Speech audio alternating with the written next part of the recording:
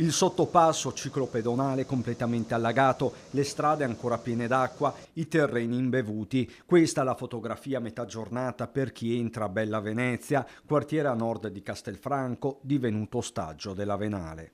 Molto peggio dell'altra volta, perché quando una cosa si ripete devi ricominciare tutto da capo e sai cosa ti aspetta. Praticamente la strada è diventata un fiume e addirittura là si era formata un'onda di 1 metro quasi, perché beccava il dosso e si formava quest'onda, ma proprio tutta in questa direzione. In questo condominio vivono molte famiglie. Sotto i portici ci sono le attività principali del paese, dal bar alla farmacia. Tutti si stavano risollevando dopo l'evento di metà maggio. Tra l'altro ho parlato con l'elettricista proprio ieri mattina, stava finendo i lavori, avevamo sostituito gli impianti, tuttora non avevamo l'energia elettrica sotto e avevamo già cambiato quasi tutte le lampade LED, era già tutto fatto.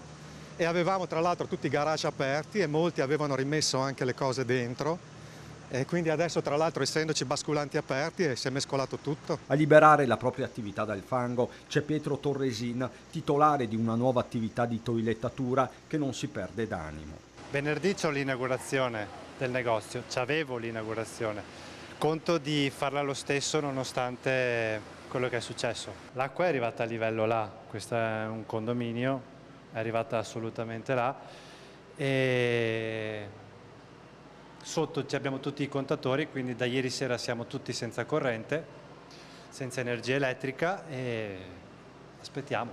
Non ha più parole Roberto Trentin, che 1 mese e mezzo fa aveva perso praticamente tutto.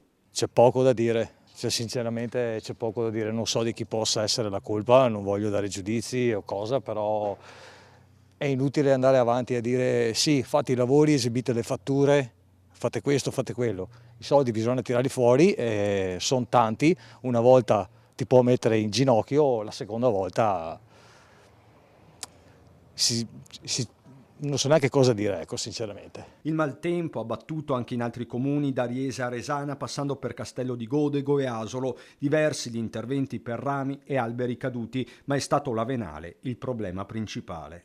Io non so se fosse stato prevedibile, io posso dire una cosa, che come l'altra volta, ieri sera intorno alle 9, la Venale ha fatto un picco, proprio un picco, ed è esondato. Vuol dire che proprio la mole di acqua è stata talmente tanta che difficilmente si riesce a capire una cosa del genere, a prevedere una cosa del genere.